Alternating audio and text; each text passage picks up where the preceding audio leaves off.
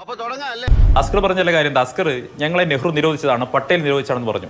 അതേ പട്ടേലും നെഹ്റുവും കമ്മ്യൂണിസ്റ്റ് പാർട്ടിയും നിരോധിച്ചല്ലോ. ശരീരമല്ലോ കണ്ടാമൃഗത്തിന്റെ ബുദ്ധിയില്ലല്ലോ.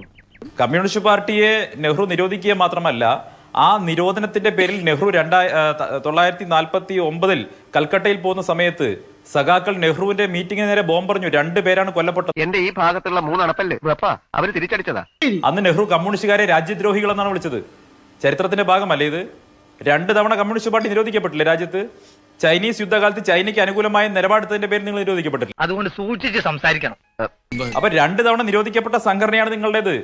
RSSനെ നിരോധിച്ചിട്ടുണ്ടെങ്കിൽ RSSനെതിരെയുള്ള നിരോധനം ഗവൺമെന്റോ സുപ്രീം കോടതിയോ എടുത്ത് ചവറ്റുകൊട്ടയിൽ തള്ളി. എന്റെ ദൈവമേ, എന്റെ ഒരു കഷ്ടകാലം അല്ല എന്ത് പറയാനാ. ഈ നെഹ്റു നിരോധിച്ച അല്ലെങ്കിൽ പട്ടേൽ നിരോധിച്ച അതേ RSSനെ തന്നെ പിന്നീട് 62 ഇന്ത്യ ചൈന യുദ്ധത്തിന് ശേഷം ഡൽഹിയിൽ നടന്ന റിപ്പബ്ലിക് ഡേ പരേഡിൽ ഇന്ത്യൻ സൈന്യത്തോടൊപ്പം റൂട്ട് മാർച്ച് ചെയ്യാൻ വേണ്ടി RSSനെ ക്ഷണിച്ചിട്ടുണ്ട് ഔദ്യോഗികം. ഈ ഒച്ചത് കുറച്ച് കുറക്കാൻ പറ്റുമോ? ഏതൊച്ച? ഈ സംസാരത്തിന്റെ ഒച്ച. RSS ഇന്ത്യൻ സൈന്യത്തോടൊപ്പം ഡൽഹിയിൽ നടന്ന പഥസഞ്ചലനത്തിൽ പങ്കെടുത്തിട്ടുണ്ട്. അതും ചരിത്രത്തിന്റെ ഭാഗമാണ്. അങ്ങനെ RSS ഒരു തൊട്ടുകൂടാത്ത സംഘടനയാണെങ്കിൽ നെഹ്റു പ്രധാനമന്ത്രിയാവുന്ന സമയത്ത് RSSനെ ക്ഷണിക്കും.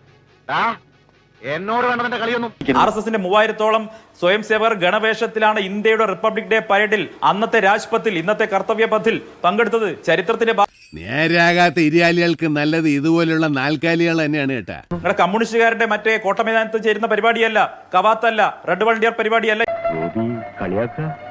കളിയാക്ക്. ഒരാഴ്ചക്കുള്ളിൽ ഞാൻ സാറിനെ വന്ന് കാണുന്നുണ്ട്.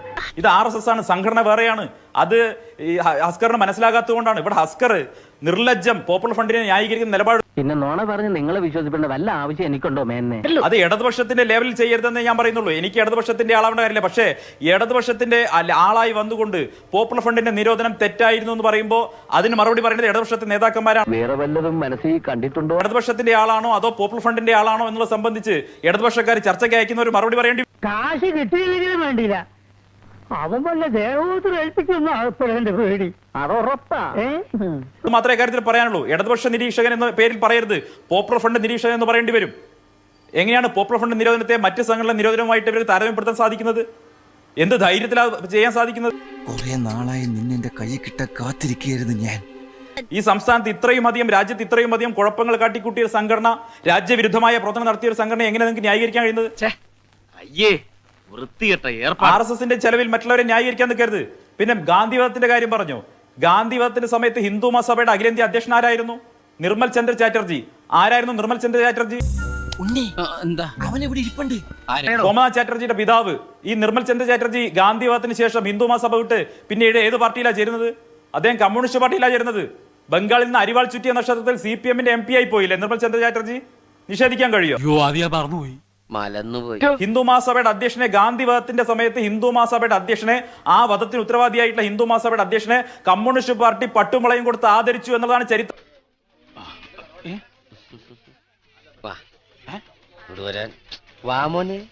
എന്തിനാദരിച്ചു? ഒരു കാര്യം കൂടി ചോദിക്കണം അസ്കറെ. ഗാന്ധി വധത്തെ അപലപിക്കാത്ത ലോകത്തെ ഒരേ ഒരു രാഷ്ട്ര നേതാവ് ആരായിരുന്നു? ഞൊടിയിടയിൽ മറുപടി തരണം. അതായത് ആലോചിച്ച് കള്ളം പറയരുത്, മനസ്സിലായോ? അത് ജോസഫ് സ്റ്റാലിൻ ആയിരുന്നു, റഷ്യയുടെ സ്റ്റാലിൻ ആയിരുന്നു.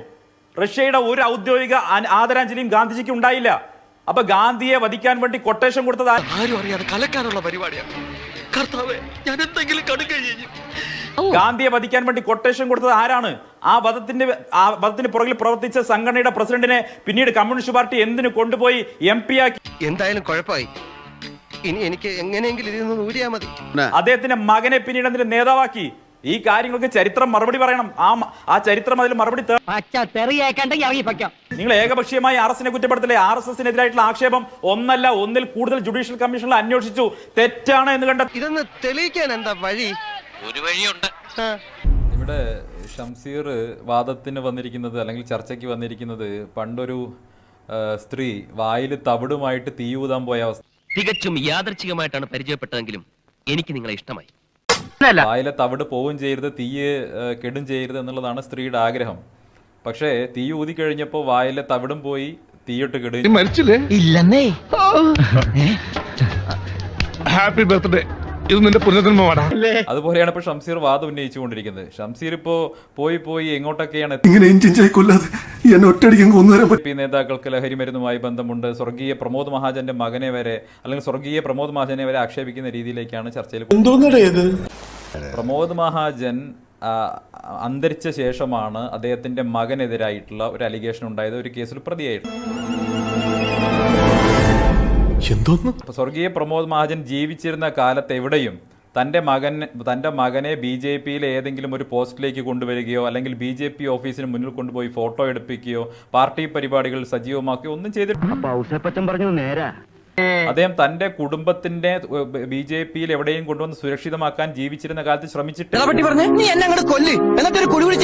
മാത്രമല്ല അദ്ദേഹം മരിച്ചതിന് ശേഷവും നിങ്ങൾ ഈ പറയുന്ന രാഹുൽ മഹാജൻ എന്ന് പറയുന്നയാളെ BJP ഏതെങ്കിലും ഒരു പദവിയിലേക്ക് കൊണ്ടുവന്ന് BJP കാരനാക്കി മാറ്റാനോ അതല്ലെങ്കിൽ BJP ഏതെങ്കിലും ഒരു പദവിയിലേക്ക് കൊണ്ടുവരാനോ ഒന്നും BJP ശ്രമിച്ചു. ടിവിയിൽ ഇന്റർവ്യൂ കണ്ട ആരെങ്കിലും എന്നെ കണ്ട പിന്നെ വിശേഷങ്ങളായി ചോദ്യങ്ങളായി ഉത്തരങ്ങളായി എനിക്ക് വയ്യ. ഈ പ്രമോദ് മഹാജന്റെ മകനുമായി BJPക്ക് ഒരു പുലബന്ധവുമില്ല. അദ്ദേഹം ഏതെങ്കിലും കേസിൽ പ്രതിയായിട്ടുണ്ടെങ്കിൽ അത് പ്രമോദ് മഹാജൻ അന്തരിച്ചതിന് ശേഷം. ഇപ്പൊ പറഞ്ഞിരിക്കട്ടെ, ഇനി ഇത് ആവർത്തിച്ചണ്ടല്ലേ രണ്ട് കഷ്ണക്കി കളഞ്ഞ. ഇവിടെ കോടിയേരി ബാലകൃഷ്ണൻ ജീവിച്ചിരിക്കുന്നുണ്ട്. ജീവിച്ചിരിക്കുന്ന കോടിയേരി ബാലകൃഷ്ണൻ മകന്റെ തെറ്റുതിരുത്താൻ തയ്യാറായില്ല. ഒരു മകന്റെ അല്ല, രണ്ടു മക്കളുടെയും തെറ്റുതിരുത്താൻ തയ്യാറായില്ല എന്നുള്ളതാണ് പ്രധാനപ്പെട്ട. ചോദ്യോത്തരമൊന്നും ഉണ്ടാവില്ല, പെരുമാറിലുണ്ടാവുള്ളൂ, പെരുമാറില്. അവിടെയാണ് CPM സംസ്ഥാന സെക്രട്ടറിയുടെ ഇക്കാര്യത്തിലെ ഇരട്ടത്താപ്പ് അതല്ലെങ്കിൽ അദ്ദേഹത്തിന്റെ ഇക്കാര്യത്തിലെ കാപട്യം പുറത്തു വരുന്നത്. എടാ എന്തെങ്കിലും ഒന്ന് അഡ്ജസ്റ്റ് ചെയ്യാൻ പറയേ. എന്തെങ്കിലും ഒന്ന് അഡ്ജസ്റ്റ് ചെയ്താൽ മതിയാ. എന്നാ നീ ഒന്ന് അഡ്ജസ്റ്റ് ചെയ്യും. ഇവിടെ അദ്ദേഹം റോബർട്ട് വാദ്രയെ ചോദ്യം ചെയ്തില്ലേ, ED ചോദ്യം ചെയ്തില്ലേ, അതല്ലെങ്കിൽ രാഹുൽ ഗാന്ധി സോണിയാഗാന്ധിയുമായി ബന്ധപ്പെട്ട കേസൊക്കെ ഉദാഹരണം. ഇങ്ങനെ പോയാൽ സംഗതി കുഴയും.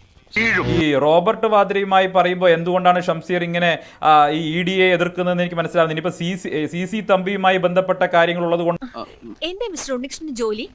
ഈ മറൈൻ ഡ്രൈവിലെ D5 ഫ്ലാറ്റ് അത് എങ്ങനെയാണ്, അത് കോടിയേരി ബാലകൃഷ്ണന്റെ കുടുംബത്തിന്റേതാണോ, അത് ബിനീഷ് കോടിയേരിയുടേതാണോ, അതോ കോടിയേരി ബാലകൃഷ്ണൻ? ആൾക്ക് തീരെ വിദ്യാഭ്യാസം വിവരമൊന്നും ഇല്ലേ, വിഡ്ഢിത്തിരെ പറയുള്ളൂ, തെണ്ടി. കാര്യങ്ങളിലൊക്കെ നിങ്ങൾ മറുപടി പറഞ്ഞാൽ മതി. കാരണം റോബർട്ട് വാദ്രയുമായി ബന്ധമുള്ള CC തമ്പിയുമായി എന്താണ് കോടിയേരി ബാലകൃഷ്ണന്റെ കുടുംബത്തിലുള്ള ബന്ധം, ഇക്കാര്യങ്ങളൊക്കെ പുറത്ത് പറഞ്ഞാൽ മതി. അമേരിക്കയും സൊമാലിയും തമ്മിൽ ഒരുപാട് വ്യത്യാസമുണ്ട്, അറിയോ? ED അല്ലാതെ ഇത് അന്വേഷിക്കേണ്ടത് നിങ്ങൾ പാർട്ടി വെക്കുന്ന കമ്മീഷനെ പോലെ വല്ല കമ്മീഷനും വെച്ചാൽ മതിയോ? ശ്രീമതി ടീച്ചറെയും ഗോവിന്ദ മാഷയും ചേർത്ത് ഒരു കമ്മീഷനെ ഉണ്ടാക്കി അന്വേഷിക്കേണ്ട കേസാണ് ഇത്. അങ്ങനെയല്ലല്ലോ. ഈ സംസ്ഥാനത്ത് ഈ രാജ്യത്തെ ബാധിക്കുന്ന പ്രധാനപ്പെട്ട ഒരു വിഷയം നിങ്ങളൊക്കെയല്ലേ പറഞ്ഞിരുന്നത്. എവിടെ കള്ളപ്പണം എവിടെ പിടിച്ചു നരേന്ദ്രമോദി എന്നല്ലേ ചോദിച്ചിരുന്നത്. ഇതാ പിടിച്ചിരിക്കുന്നു. നിങ്ങളുടെ സംസ്ഥാന സെക്രട്ടറിയുടെ മകന്റെ കള്ളപ്പണ ഇടപാട് പിടിച്ചിരിക്കുന്നു. ഇതുകൊണ്ട് അടിമേടിക്കാനല്ലാതെ അടിമേടിക്കാൻ ഇതുവരെ കഴിഞ്ഞിട്ടുണ്ടോ? അവരായ അവരുടെ പാടായി, അവരെന്തെങ്കിലും ചെയ്യട്ടെ, നമ്മളെന്തിനാ അങ്ങോട്ട് നോക്കണത്?